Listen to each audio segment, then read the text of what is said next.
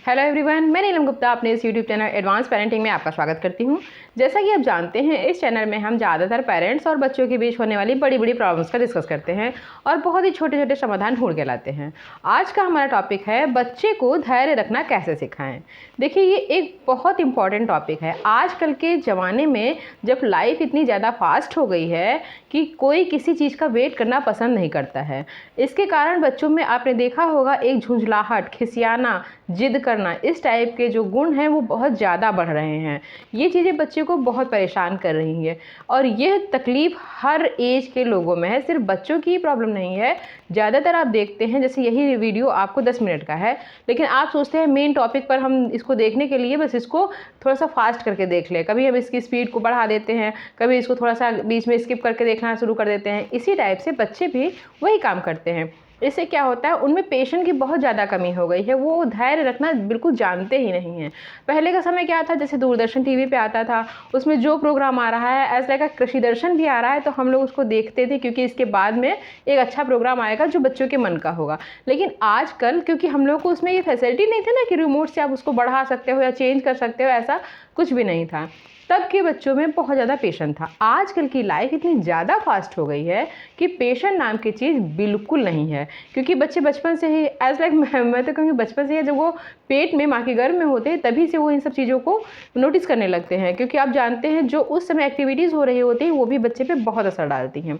जब बच्चा पेट में होता है, मोस्टली जितनी भी लेडीज़ हैं, भले ही बच्चे की केयर के लिए, उसके आगे लाइफ के लिए सोच रहे हो, लेकिन मोबाइल पर देखती तो हैं ही और उस चीज़ को स्किप करके भी देखती हैं। जैसे अभी हमारी ये वीडियो है, आप इसको भी स्किप करके देख रहे हैं, है कि नहीं? ऐसे ही बच्चों में धैर्य की बहुत बड़ी कमी है। क्या होता है, जब लोग बड़े हो जाते हैं तो धीरे धीरे इस बात को समझने लगते हैं कि हो सकता है कुछ चीज़ों पर धैर्य रखने के लिए हमको अपना टाइम कहाँ स्पेंड करना है। लेकिन जब बच्चे छोटे होते हैं उनको इस चीज़ का कोई ज्ञान नहीं होता है और वो ज़्यादातर अपना जो ये उनका स्वभाव बदल जाता है, इसको गुस्सा करना, खाना छोड़ देना या ओवर डाइट कर लेना, इस टाइप से जिद कर देना बहुत ज़्यादा करने लगते हैं। इससे उन्हें और भी समस्याएं होती हैं और उनको हमको फिर फेस करना पड़ता है। तो मेरा कहने का मतलब है, आज इस चीज़ को ही हम बिल्कुल क्लियर साफ कर दें कि बच्चे को धैर्य रखना कैसे सिखाते हैं। एक बहुत छोटा सा एग्जाम्पल है, आप वो अपने घर पे भी कर सकते हैं, जिससे 2 फायदे होंगे। देखिए, पहला, मैं आपको फ़ायदा बाद में बताती हूँ, पहले मैं आपको बताती हूँ प्रक्रिया क्या है। आप अपने बच्चे को किसी गमले में छोटा सा प्लांट लगाना सिखाइए। क्या होता है, जब आप बच्चे को बताओगे कि पहले इसके लिए एक मिट्टी तैयार करनी है, तो बच्चा उसमें मिट्टी तैयार करेगा। आप भी तैयार कीजिए, पूरा सहयोग पूरा कीजिए। ये नहीं उसको जुम्मा छोड़ दीजिए, लो मैं पेड़ ले आई हूँ, लगाओ, इसकी केयर करो, ऐसे नहीं। उसके आपको सिखाना है ना, धैर्य रखना, उसके लिए मैं आपको बता रही हूँ कि आप उसको सिखाइए। पहले मिट्टी इसकी थोड़ी नम हो जाए, सही हो जाए, फिर इसमें बीज डालेंगे। पौधा ला के लगाएँ ना, उसमें बीज डालिए, फिर बच्चा रोज़ उससे कहिए उसमें थोड़ा सा पानी डालें। उसको बता दीजिए कितना पानी पड़ेगा, आधा कप पानी पड़ेगा, आधा कप पानी रोज़ डाल के आए। फिर वो रोज़ कहेगा मम्मी निकल नहीं रहा, परेशान होगा ना, उसको परेशान होने दीजिए। ये जो परेशान होने का समय है, तो वो इसी समय में वो धैर्य रखना सीखेगा कि कुछ चीज़ें ऐसी हैं जो अपने समय से ही होती हैं। फिर वो उसमें से बीज निकलेगा, फिर छोटा सा पौधा निकलेगा। आप बताइए, अगर वो किसी दिन धोखे से सो जाता है, दोपहर में सो गया या अपने स्कूल गया या खेलने लगा, उसने पानी नहीं डाला, तो आप उसमें पानी मत डालिए, सिर्फ उसको बताइए बेटा पानी नहीं डालोगे तो मुरझा जाएगा, ठीक है? फिर बच्चा एक दिन पानी डालता है, एक दिन नहीं डालता है, भूल जाता है। लेकिन दूसरे दिन जब वो देखता है उस पौधे को, वो मुरझा गया है, उसमें बिल्कुल जान नहीं रह गई है, तो बच्चे को लगता है अरे ये चीज़ ज़रूरी थी। तुरंत आप उसको बताइए, आप उसमें जब पानी डालना है। ऐसे ही जब तक अपने शरीर में कुछ खाना नहीं डालोगे, टाइम से खाना नहीं डालोगे, जैसे पानी टाइम से नहीं मिला, पौधा मुरझा गया, ऐसे अपने शरीर में तुम टाइम से अगर भोजन पानी नहीं दोगे तो तुम्हारा शरीर अंदर से टूटने लगेगा। जो बाहर धीरे धीरे बाद में शो होगा, अंदर से पहले टूटने लगता है। तो बच्चा ये चीज़ जल्दी समझेगा, धैर्य रखना सीखेगा कि हाँ ये चीज़ इंपॉर्टेंट होती है।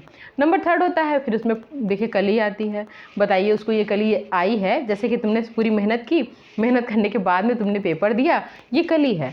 अब ये जब कली फूल बनेगी, खिलेगी और फिर सबको सुगंधित करेगी, सब लोग देखेंगे, जो लोग हम लोग के जान परिचित के हैं वो लोग भी, और बहुत से लोग ऐसे होते हैं, जैसे आपका गमला कहीं बाहर रखा है, ठीक है, रेलिंग पे रखा हुआ है, और जो रोड पे लोग निकल रहे हैं वो भी तो देखते हैं, कहते हैं अरे वाह कितना सुंदर फूल लगा हुआ है।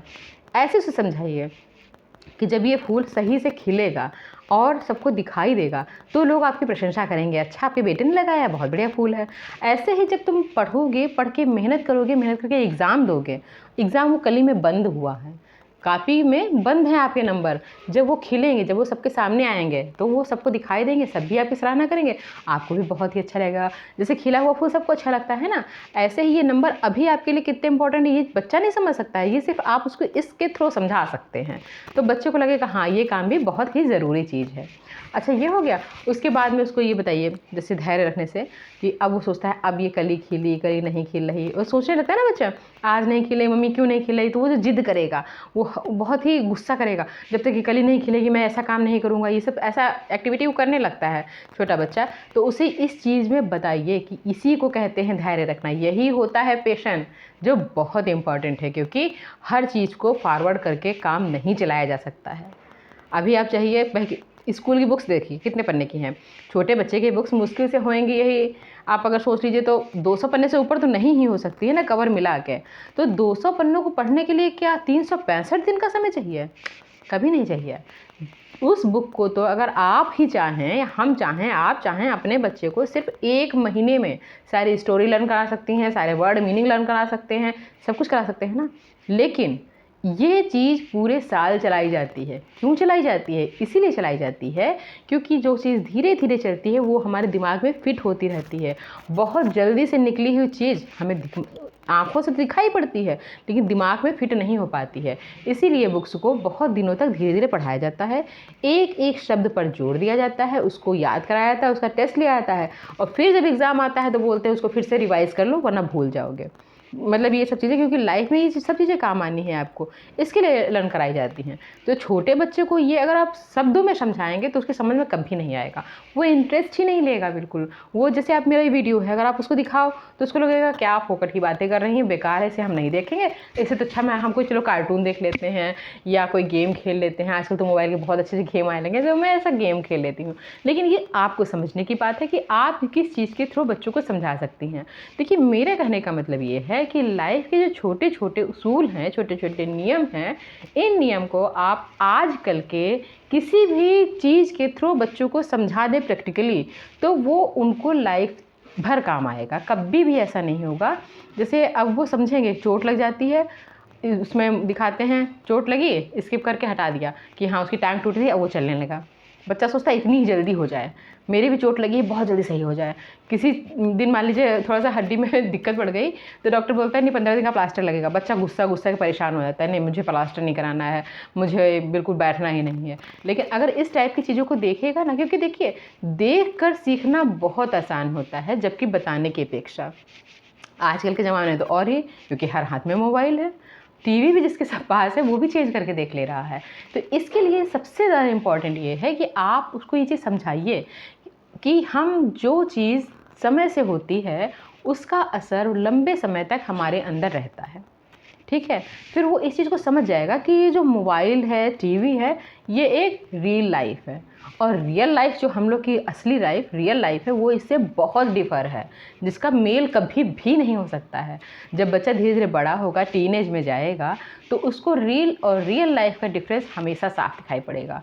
क्योंकि आजकल देखते हैं टीनेज में बच्चे जाते हैं जब, तो ज़्यादा से ज़्यादा उनके अंदर जब हार्मोन्स चेंज होते हैं वो एक दूसरे के तरफ अट्रैक्ट होते हैं, बाद में बहुत नुकसान उठाते हैं। मोस्टली बच्चे 9th और फर्स्ट ईयर में इसी के कारण फेल होते हैं ना।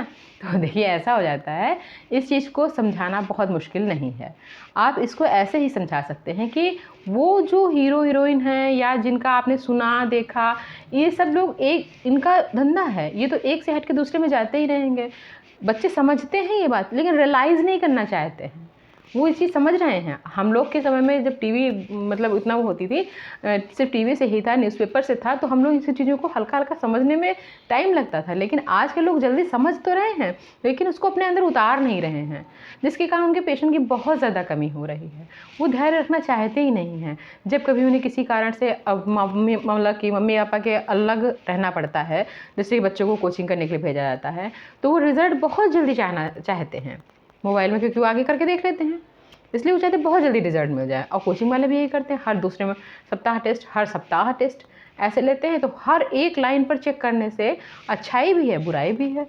इसलिए उनको ये समझाना बहुत ज़रूरी है कि धैर्य रखना लाइफ के लिए बहुत इंपॉर्टेंट चीज़ है।